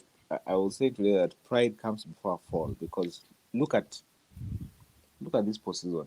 For me, I was really convinced Bucks were going nowhere, and if he had a healthy Nets, a healthy Sixers, a healthy And Atlanta Hawks before Trae Young stepped on the field, in that, yes, and changed all the momentum of that series. Yeah? Because I think Atlanta Hawks was one of the best team matched with uh, the Bucks, because they had Colson, and also had they had Collins, and they had Clint Capella, yes, they had Clint Capella. Yeah, and their bench was really deep. Like they the had guys, Danilo Gallinari. They they had had Lou Bogdan Williams. Bogdanovic, Lou Williams, Bogdan Bogdanovic. So you see, Yes, and before the guy, this guy was out with a long time injury that came during the postseason. What was his name? No, I've forgotten his name, but they like had the the guy, two. they had But the they had, tools, They really had the tools. They had the but they, tools to push the Bucks, and that's yeah, injury. I true. think for a point guard, it really changes the dynamic of the game, because for Trahan, someone who can score floaters, can get to the free throw line, he can shoot. Sometimes he can become very hot on the perimeter. So I think when they missed him and when he became injured, it gives the Bucks the momentum to take the season. So I think that's why, even going forward, the way we were saying that, yes, the Nets may be the best roster going forward, but as long as you don't have you have those injuries can change the fate of a series. And Giannis, I think Giannis he took advantage of this. And secondly, again, other things about the organization. Like I think LeBron, you see, LeBron has a lot of grudges with the owner of Cavaliers, Dan Gilbert, Dan because Gilbert. he felt that Dan Gilbert refused to go over the cap space to give him a roster to compete. So he was forced to leave that organization. Yet he loved his hometown. For Giannis, he went to the owner of the Bucks and the GM, and they sit down. And these guys were willing. They really were willing to make something work for Giannis. So that's why the time Giannis was signing that huge contract, guys were saying, "Why is this guy signing contract?" But these guys kept their promise, and they went out again after failing to get Bogdanovic in They Atlanta. got they got Drew Holiday. They got They Drew got Holiday. Bobby Portis, They got PJ Bob Tucker. Portis. PJ Tucker. In fact, PJ Tucker. That was the PJ Tucker was a mid-season. very good Mid-season, pickup. a very good pickup. Who made the difference for them against KD, and that next Yes, series? I think PJ Tucker was the difference. So I think sometimes even organization can help the player to win, which I think for the Houston Rockets, I think the mistake they did is that they didn't help James Harden in changing his game, because this look at Giannis. When Giannis was dominant, he was playing a lot of ISO ball, like was bringing the ball. Yet he is having a point guard, but he's bringing the ball to the half court. But yes. for the first time this year, Giannis was willing. He was willing to allow Middleton to be the closer of that team. So he was saying, "I'll bring you here, but now take us home." So Giannis was really humble to recognize that for him to win a championship, he needed his teammates to be productive. Secondly, it reached a moment where Giannis could realize that, look, these guys are struggling. I need to stay away from the ball. I need to set screens. I need to defend more, and all these things. Or in P&R, I'm the one guy who's going to give the ball away for Middleton to take over the game. Look at James Harden. It became a problem for James Harden with CP3 and Russell Westbrook. And all of these two key players complained that James Harden refused that When he's bringing the ball to the half court, he wants you guys to run to the corners. But now when you're bringing the ball to the half court, he's standing. It's not moving. Yes. So I think CP3 made that statement, and Russell Westbrook made that statement about James Harden that he refused to change his game to play a winning basketball. So I think Giannis has taught these guys that you don't have to do everything. And I think for Giannis maybe has been learning from LeBron because LeBron has been killed for many years for not taking over the games. But LeBron realized that I can score 50 points, I can score 60 points. But if I'm not utilizing my teammates to the maximum, we are going nowhere. Yeah, yeah, true. I also agree with you in that statement. James Harden has refused, and that's why he demanded a trade to the Brooklyn Nets, where he's gonna be teammates with Kevin Durant again and Kyrie. So that's gonna force him to change his game. As in, he has to be forced to change his game so that he can be able to. I mean, it's that bad. He wanted to be the man. He wanted to be the man. They clashed with CP3. They gelled so well in 2017, 2018, but 2018, 2019, when CP3 was out, it was getting crazy with all these, stats, 60 point triple doubles, his record breaking performances. His mentality was like, I want to average 40 points a game. I want to average 50 points a game. So that was the problem. He rather focus on his stats like a Carmelo Anthony in his prime, other than, sacrificing stats to win a game. And that's why a guy To win like a game. Steph and that is why a guy like Steph Curry and Klay Thompson thrive. Because when KD signed with Golden State, Steph Curry knew that his stats were gonna take a hit. So who were they gonna defer to? KD, the best player in the world at the time. But He that one was also the KD weakness. Even you can see that KD game. I remember KD was blaming Russell Westbrook in that series. The series were yes, 3-1, yes, 3-1 up. Then Warriors came back and beat them. But guys, if you watch those series closely, there's a moment KD was taking poor shots and he was refusing to move. I think this is a very important component of the game. Look at they say you are saying about Curry that yes. Curry, even if the game is hitting those breaks and all those things, even if Curry is poor defensively, he'll struggle defensively. These guys will still bring maximum energy on the court. Yes, he will just LeBron knowing that I'm not going to defend this guy or win this, but I'm going to make this guy to work. So I think that's the Yes. mentality that even Giannis has, where that sometimes just do that poor role for a game. Stats, if you have done those early games, you got your stats. Like Giannis, where he has reached right now going forward for Giannis. Going forward, it doesn't need to be the MVP for regular season. Going forward, you need to be now focusing every On season. championship. What are we going to do when it comes for the playoff times? Look at LeBron. LeBron could have won 10 MVPs for the last 15 years because there are many seasons you could say that LeBron was the better player or was the best player, but guys felt that LeBron could be cool. He could play better than he was playing with the regular season. Yet LeBron spent most of the season focusing or planning for the postseason, assessing the roster or assessing his players key matchup. Because remember even that 2018, like Cavaliers was like the fourth seed or the fourth seed. Yes, they were the first seed.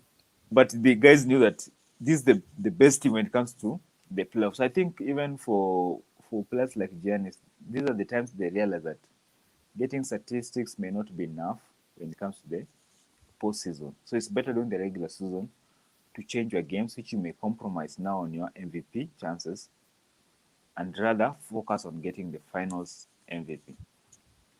Yeah, true. I also agree with you. That's why you won't see like LeBron James. LeBron James is gonna be top three in MVP voting, but or even top four in MVP voting. But doesn't that But he will or never that win it. that's the same. That's the same thing. Also, Kobe. Kobe won the 2008 MVP, but when he lost the finals to the Celtics, when a reporter asked him about what do you feel about winning the 2008 regular season MVP, he said it's a complete failure. The goal was winning a championship, not an MVP. It's a regular season award. He said that it was a failure. That was a True. that was a failed season, despite the fact that he was the most MVP in that season. He said that's a failed season. That's why this guy was tuned in, he was locked in and said the championship. He has to think about winning a championship. Okay, right now we're not saying that the Bucks are supposed to go back to back, but you know, it's gonna be a it's next season's gonna be fun. It's gonna be fun to see how these guys come back. So True, true. I'm just waiting to see how the West is gonna look like. It's gonna be exciting for me. It's gonna be exciting. I'll be tuning into all the games, and also the East, the Brooklyn Nets, the Milwaukee Bucks, how they're gonna be looking in the off season also, But and I think also I I'll be think more I yeah. think I think for I think for the Bucks, I think it's also a good encouragement to the smaller markets that players has to force the organization to work to to give them better rosters rather than running to form super teams. Because unlike football, the normal football soccer, which for me I'm a fan, Okay. you can easily sell players and change all these things because there's relegation and all this stuff. For NBA or American sports, there's no relegation. So when there's that discussion we had about the organization which are tanking for many years, Yes. and maybe wasting other players' prime. And sometimes it's really, really, really unfair to players, and you can't really blame them when they run away to go and form super teams. So I think this should be an encouragement to organizations like the Memphis Grizzlies, to the New Orleans Pelicans, that you have Zion, a great talent. You have Jay Morant, a great talent. You have Also the Charlotte Hornets with Lamelo Ball, yeah, small market. don't waste this guy's talent doing some shoddy, like, how do Pelicans give Steve Adams and those huge contracts? What for? So how many teams are going to take those contracts? You see, these are the things I think going forward that organizations have to help their players, and I think that's what Doncic did. Luka Doncic has done with the Dallas Mavericks, where he has put them on the spot that yes, I'm going to sign this contract, but before I sign it, same like Giannis, show me about the possible trades you are going to do for me to put me in a winning position, for a better chance to win and go further in the postseason. Yeah, true. I also agree with you on that point, and I also feel like I feel like the Bucks are transitioning to also a bigger market because these guys, Parker, I feel they're on the trajectory to be a big market like Boston Celtics or New York Knicks, with the trajectory that they are going in. Because you see the type of numbers they're associated with, they fill up arenas, they sell out their arenas outside the fan bases. Bro, it was 65,000 guys outside the arena. I mean, But the Cleveland let me ask you. Cavaliers. Yeah, Let me ask you. I've yeah. never Go understood ahead. why the basketball arenas capacity are not that huge. What is the reason? Apart from the New York Knicks, the New York New Knicks is York, the only arena. no. New York Knicks the yes.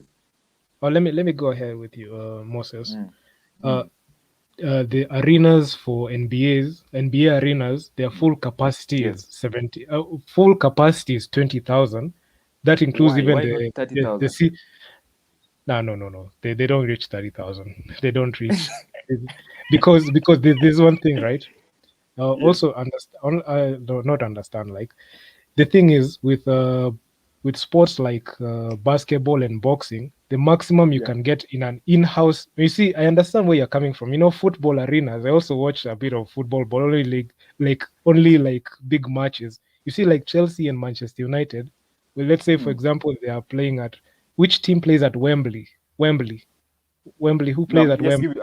I'm just giving example Like like for Manu plays at Old yes, Trafford with a capacity of okay, 75,000. 75,000, right? But that is not an Yeah. in-house arena. It's not an in-house arena, right? It's not Mm. in-house. So you see, like there's The like stadium light. It's the stadium is not like closed. The reason why is not like closed. basketball, yeah, the reason why basketball stadiums are like small capacity because they're all closed. Like the game can happen when it's raining, when it's sunny. It doesn't matter. They're inside the arena, right?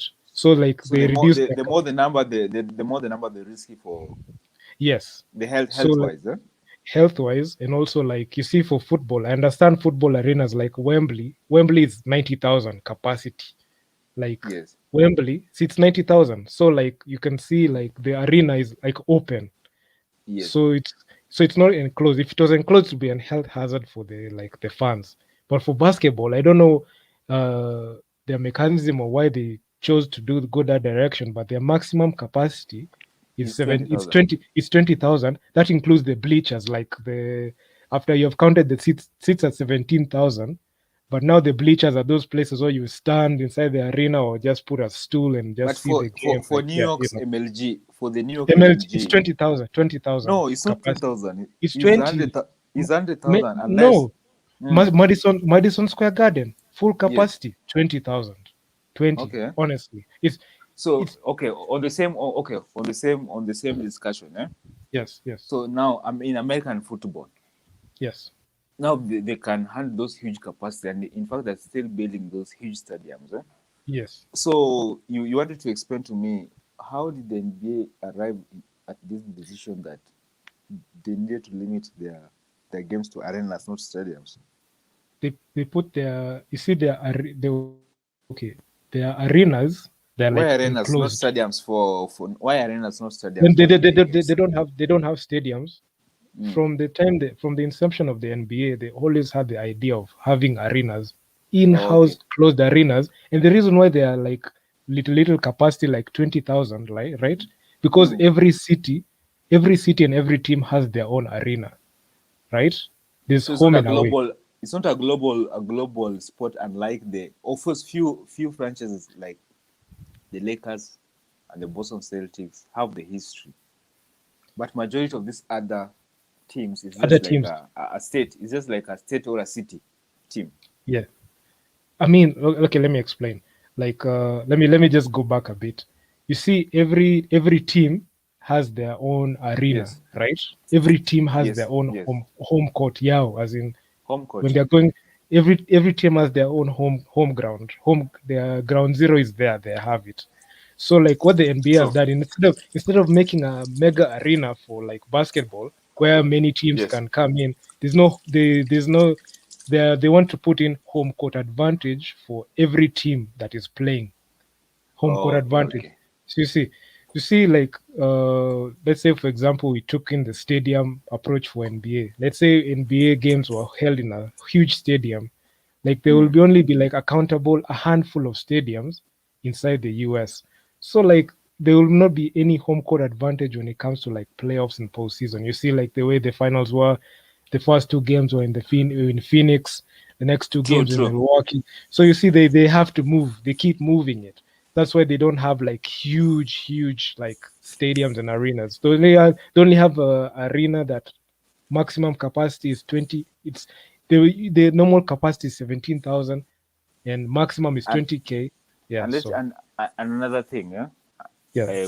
Like when I was in campus, one of my lecturers told me that he was in States, Okay. and he was doing some of his higher learning, and he said that for Americans, football is like religion compared to these Num- other sports.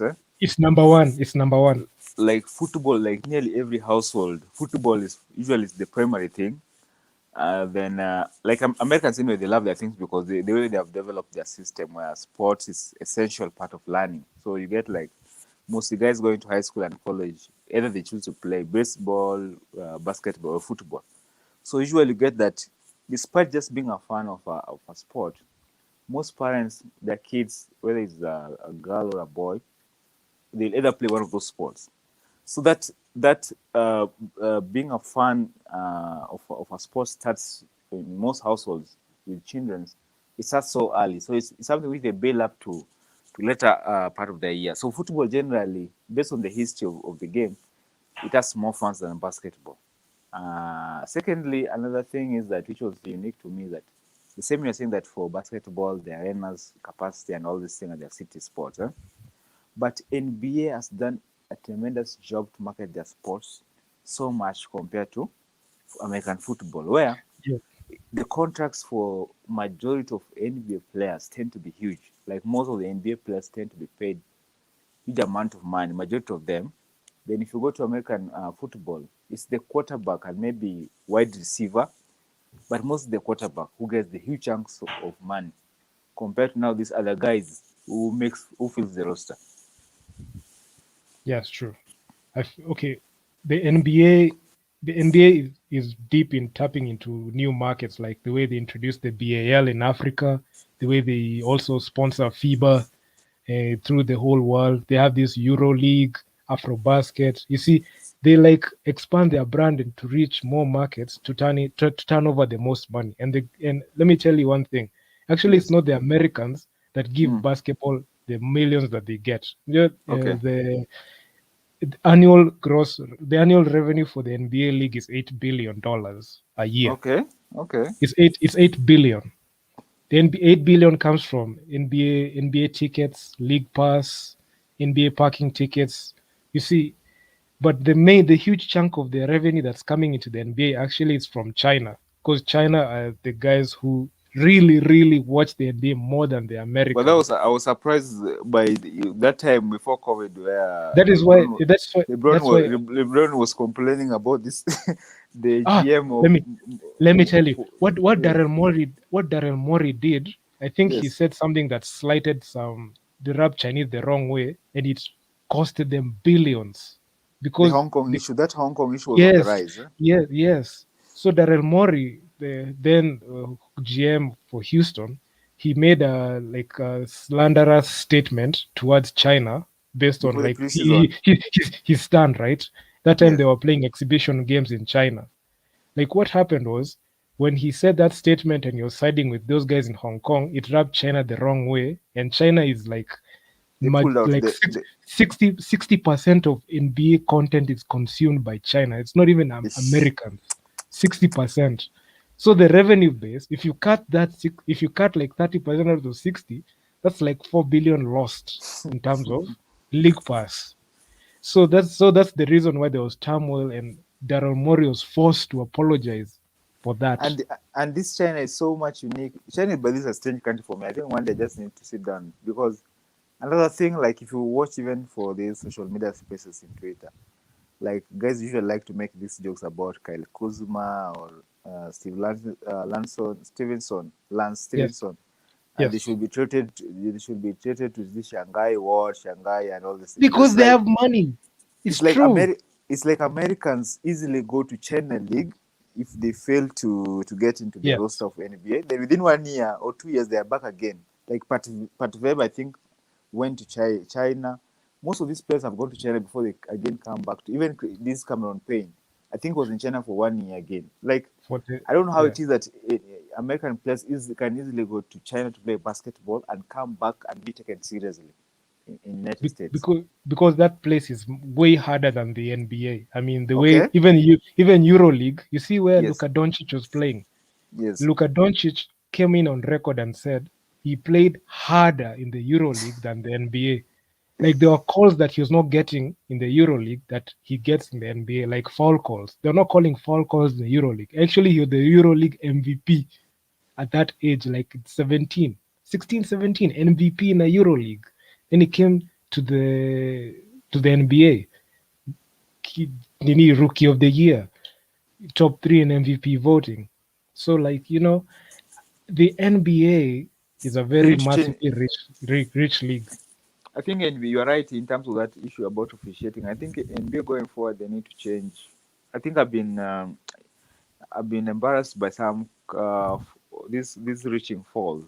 They're called reaching falls or flopping. Like if you remember even today's game where David Booker pushed like Potis, and Yes, it wasn't in a fall. In fact, it should have been offensive fall. Then it was given the free throws. I think and another fall is the CP3 fall, where this guy runs in front of you and you're falling from the back. Then suddenly stops.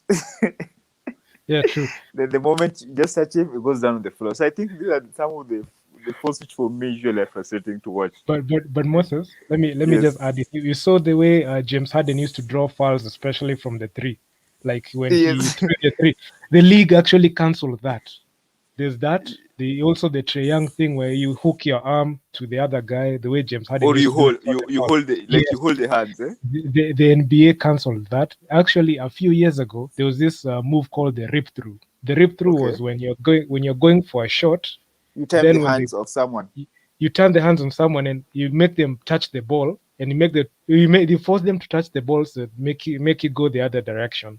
So that's what the rip through was about. KD used to do that move a lot and gets two free throws. That's why he got like four scoring titles because of that thing. So the NBA The KD role, eh? Yeah, they put that, it's called, it was the KD rule, it was the rip through. So they cancel, even Kawhi Leonard was doing that at some point, LeBron was doing, and LeBron was flopping, but the guy who was doing it most, the guy who was doing it most was KD. So the NBA I, just I, came in and said, we are I removing think that thing. I think for LeBron guys say that LeBron flops, but LeBron doesn't flop like necessarily flopping, because I think that what I was even saying today, that Giannis is going to have LeBron problem in future, where suddenly the officials realize that if we continue calling false for this guy, we may end up giving 40 false for this guy. So what do? We are going to weigh which one to give and which one. Like, remember, like today, like this, there's a poll where Janice was really hacked, like literally.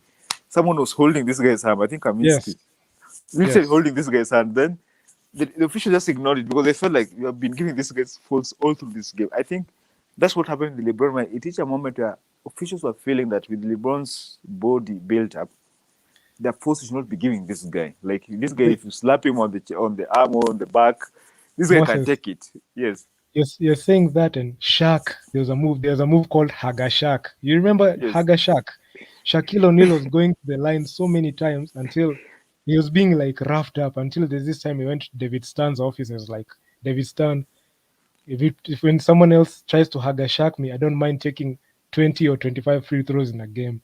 So like there's this hugger Shaq. When you hug him, you know he was pretty poor at the free throw line until they made a name for it. He was shooting 30% from the free throw line. So guys were like fouling him intentionally for him to go to the line.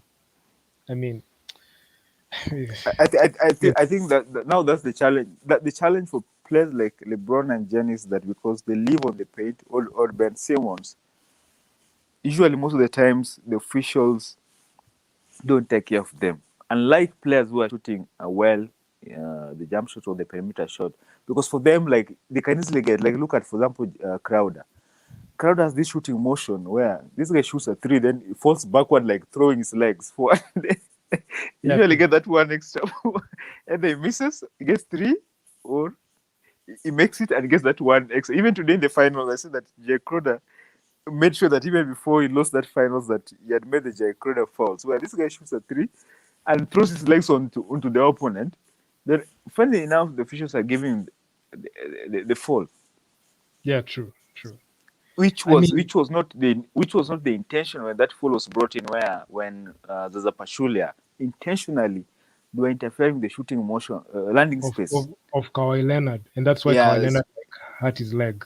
yes. Where that fall was brought into place, it was to take care of players, where that their safety, that in their landing motion give them a space to land well. But now suddenly these players like James Harden, like these guys are throwing their legs, literally They like hacked throwing their they legs. hacked it.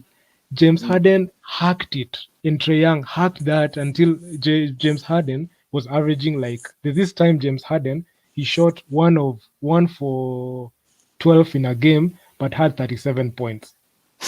One for 12 and had 30. All those 37 points came from free throws. Foul And and free throw. they're very Foul efficient and free. they're very efficient shooters at the free throw line. Yes.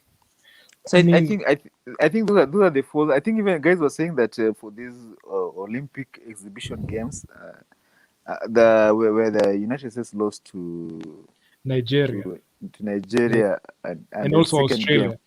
at Australia as well. the likes of Dem Lillard, I think Dem Lillard pays another guy No, who looks for the free throws a lot. They were complaining that they were wondering what was going on in the officiating.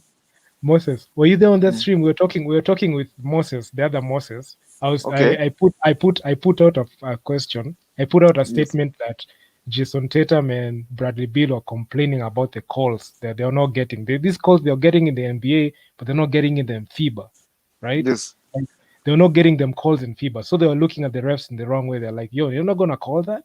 You're not gonna call that. That's a foul." They're calling the as you see the way they pester the NBA referees, like call that foul. You see, then they get a technical. But this time they were asking for it, but the FIBA referees were like, just that's not a foul. I mean, they were literally complaining about those fouls. They are not being Like called. it was really interesting, like even in this series, the Phoenix Suns and the Bucks series. Remember in that first quarter and the second quarter, like it there's a moment guys were just, it was hard fouling. Otherwise, there was no falling or going to be gay. Remember those, like David Booker was wondering. I remember we went to Scott Foster. I did CP3 went to Scott Foster before the second quarter. And told me, guys, what's happening? Because I think NBA sometimes during the regular seasons become so soft where you touch someone's you watch, breathe on someone, it's a Flagrant, foul. flagrant foul. It's a false flagrant. And so what happens is that now when you carry these tendencies, then suddenly the postseason they stop giving these easy fouls. Now suddenly some players start to struggle because now you're taking away their weapon. And I think these are even the things players like Trae Young really suffered. Yes, he was still great, but Trae Young and Joel Embiid. This time I was watching Six and I even got tired because Joel Embiid reached a moment where this is a guy. The same thing you're saying. You're talking about James Harden. Joel Embiid could get into a game, maybe has like 6 out of 15, a field goal percentage. But this guy easily gets 38 points because 20 points is at the fifth row line. Like this is a way he knows how to do it. Eh? Yeah, So these are the players who like they take the boss downwards. No, they time you, the defender. So the moment this guy is reaching with the arm, pull like won't take a jump shot. yeah, So it's like it's in a shooting motion. Well, in real sense, this guy is just hunting for the foul. free throws. So the But same thing Moses, with with Dame Lillard. Dame Lillard yeah, sometimes can yeah, easily get 25 doing the same thing.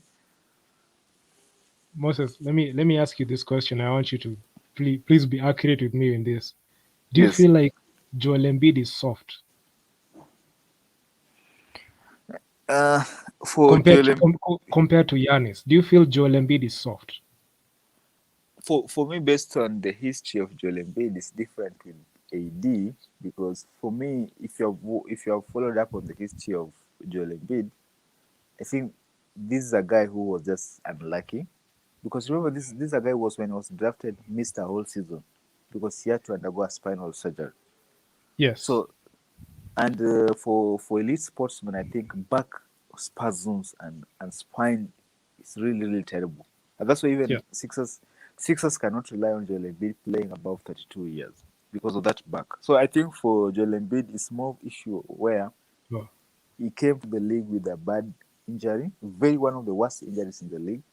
And since then, that frame of the body became soft. So Joel Embiid is a player who can easily pick maybe knee issues. He has a lot of knee issues and a lot of ankle issues because of that height. Eh? yeah. He's seven For feet. Giannis, I think for Giannis, what worked well for Giannis that this is a guy who went to the gym and built his chest and the muscles. I mean, he's But he's the same. He's the same height as KD, but the same height and size, but his body frame looks bigger than KD. he KD, built it.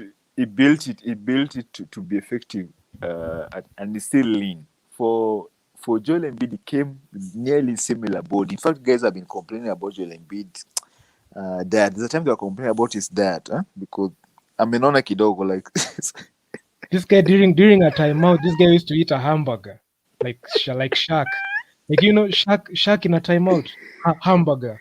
He used to eat it like a McDonald's. He eats a McDonald's at a timeout. Like so what's so I going on? so I think for Joel Embiid, I can't really call him soft. This guy just had a poor injury. Poor injury history, then he developed bad habits. Now the things we're talking about. Because I remember even Kobe complained that he told Shaq, Kobe went and told Shaq that, look, do you know that we can win even 10 championships if you wanted? But the problem with you that you are satisfied with three rings, your work ethic was really poor, and you're just eating the way you want. Your nutrition was very poor. And look at Shaq. Shaq and at Orlando. Shaq at Orlando had a body frame like Anthony Davis. Eh? Yes, Then this guy, by the time Lakers are winning the third ring, this guy is like huge. Who can I compare Shaq like with? like 300. He's like 300 pounds. It's 300, like 300. Charles Barkley, but suddenly this guy's like Charles Barkley. Hmm? Wait, Charles Barkley actually wasn't that big. I mean, that guy was like lean. If you checked out his Charles Barkley highlights, he wasn't that big, but But he was just look at pretty his. lean. He had the perfect height and body, but I think for Shaq, Shaq was really. He's one of the players which I think didn't take care of his body because Shaq could have won. Shaq could have easily won 8 rings if he wanted, six, Yeah, 7 rings with Kobe. If Shaq remained in Lakers, they could have easily won more than 3 rings together. yeah, true. I mean, So I think that's I the think you're right. You're right that players like Joel Embiid, players like Anthony Davis, if they don't take care of their body, it may come to the detrimental to their careers, I mean, so coming to an much. end. I mean, this guy's so much talent, but I mean, lifestyle. So much AD, so much talent. Oh, they get It's satisfied. They get satisfied so fast. You see, sometimes for example, I can give you example of Giannis. Huh?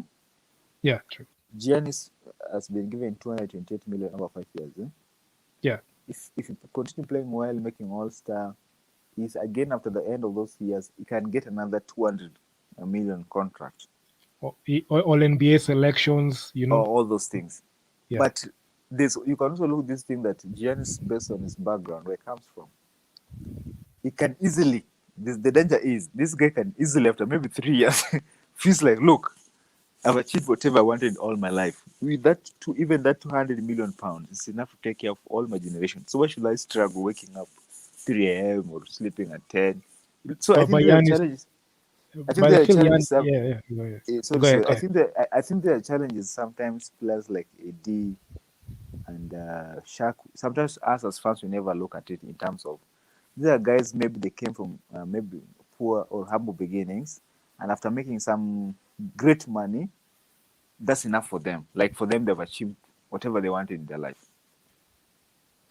They don't have that mentality of like a Kobe. But I feel different about Giannis because Giannis picks on a lot of Kobe the way he used to approach the game.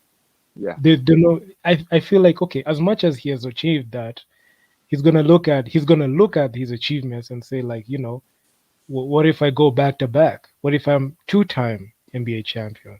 What if I'm True. a three? That's why I love guys like LeBron James. The guy doesn't Yes. care about money. He already has generational wealth. This guy earns 80 million a year, 38 million NBA salary, another 40 million endorsement deals, Nike deals. So this guy has generation wealth that will feed his children's. But his main focus is that title, that championship, like Kobe, like So the it's a cha- unique mentality. like a title. I mean, an NBA championship, two-time, three-time, four-time, five-time, six-time, like a MJ, the way he looked at things.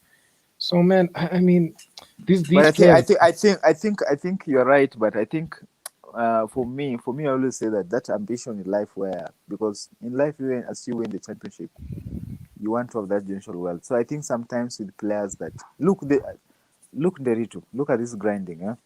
Okay, Like you started playing basketball at maybe at 10, 12 years. okay.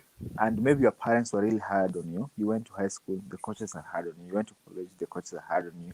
You go to the draft, you work so much. You come to the league, summer league, G League, and you're always grinding. So imagine you as a kid, Rich, right now, your age, maybe about 30 or below all that. But just remember from maybe 15 years of your life to age 25 or 26 of your life, you have always been grinding like constantly Yeah, yeah, in your true. life. You train morning and evening. Like Janice documentary was saying that because the court in Greece was far away from home. So what he used to do is that he could He used to sleep sleep. He sleep in the court. nearby. So look at this. And you're doing this. Then after making all this money, still the expectation is that for you to remain conditioned, you have to continue waking up at 4, 3 a.m. Like I was reading Jimmy Butler. Butler was saying that he wakes up at 3 a.m. Start working out at 3 a.m. till morning, then takes a break, relax again. Now works out in the afternoon. Look at this for the 10 years. I think some of these players, they reach a moment where they say, to hell, let me enjoy my money. I mean, what about a guy like CP3? He has generational wealth, but he hasn't achieved much like an NBA championship But or an look NBA at his MVP. money. Look at CP. Look at Okay, he has CP3. money, but it's the Yeah, title, like the legendary legacy. look look at CP3. In fact, whatever I'm telling you is even right about CP3. That CP3, I had that the way he talked. Like Nani was speaking about it. I think Patterson, Yeah, that in that playoff against the Clippers, that when these guys were bad mouthing each other in that series, that now after CP3, all that closing that series, apparently told Demarcus Cousins. the Marca cousin that at even my child Yeah, small true. ways than the money you have made on the league. So CP3, if you look at CP3, one of the thing after that failed when David Stern Nixed was that the one. nixed he nixed that trade for CP3 to Yes, the Lakers. He of nixed it course, in guys. 2011. Of course, guys were saying that he refused to make that trade. The reality is, guys failed to acknowledge is that the Clippers had better package for the Hornets than the Lakers. So, of course, guys will always try to change the narrative that Sun refused to allow CP3 to join Kobe Bryant. But the reality is, when this guy was now, as they were waiting for that honor takeover, all that issues, Stan had to make the right decision for that organization. And the right one was which team was going to give him the right draft picks and the players. So that's why he had to choose the Clippers. But when CP3 went to the Clippers, he made his money. When these guys went to Houston, that was one of the worst contracts. Remember when they were talking about that contract of CP3 That in the that Rockets? 150, it was a 154 million, 164 million dollar deal, 4 years. Over 4 years. Like I remember that guy, like when he was said to OKC, it's now coming to an end. This guy Yeah, was like CP3 reached a moment in career where, as the head of players organization, he just wanted to make money. Like if CP3 was really serious with competition, that's why sometimes I respect KD. That when KD went to the Warriors, KD he decided took to a pay take cut. little money. He took a pay cut. Actually, If KD actually, for yes, like Moses, let me explain to you KD's contract when he signed in Golden State. He signed a 2 year, $54 million deal, right? look at that, look at that. 27, 27 million for 2016, 2017, 27 million for 2017, 2018. What people don't understand is KD was a free agent in 2018 after he went back to back. Then the Warriors re-signed him for 60 years for 2 year 60 million, but the last year can opt out, so that's 30 million for for another season. Then he opted out for that 30 million, so he took Another a pay cut. cut. He took a pay cut to KD stay has with the the best. Warriors. KD has the best player, one of the best players of the league for the last 5, 6 years. Should have been Yes, earning those 50 million pounds per year, but KD chose to take that. So for me, I think players like CP3, yes, of course they do grind and all that, but CP3 could have easily have won by now. He could have easily have won a ring if we are really sincere. But this yeah, guy, true. which yeah, I think for him, just said that for me, I want to have my generation, my family after I'm done in sports. They won't remember Also, so much of my rings. also, They'll remember also, that you most have money. Yes. also Moses, a guy like Carmelo Anthony. You can say the same thing about Carmelo Anthony. He chased dollar signs when he was in New York. You remember New he York signed that. Knicks. Yes, he chased. So he had a chance to go to either the Miami Heat or the Chicago Bulls. He And chose he to stay in. refused. He refused. He chose dollar signs. He chose that max deal. And in fact, they chased him away. When finally, this Then they this bought. He was traded and he got bought out by the Hawks. this guy was treated so badly. He, Like he was begging the NBA to take him. Actually went to ESPN. He was like begging teams, take me, until the Blazers gave him a non-guaranteed deal. You know what non-guaranteed deal means, Moses? That you can means easily be cut off you, without no, payment. you only paid per day-to-day basis, 15 grand a day or a game. It's like a G League contract, bro. So I think this the scenario where like even Magic Johnson was saying about Dennis Schroeder in the Lakers. He was saying that based on the behavior and character of Dennis Schroeder, is not a Laker. He has not demonstrated to be a Laker because for Schroeder first, you have to understand that LeBron and AD are the alphas of that team. So Yes. any other player in that team has to play a role, but it's a role behind those two alpha players. So one of those things involve taking pay cuts. Like LeBron and AD, those are one of the best of the game. So there's no way Schroeder wants to go for the bag, and you're in the same roster with handcuffed with LeBron AD.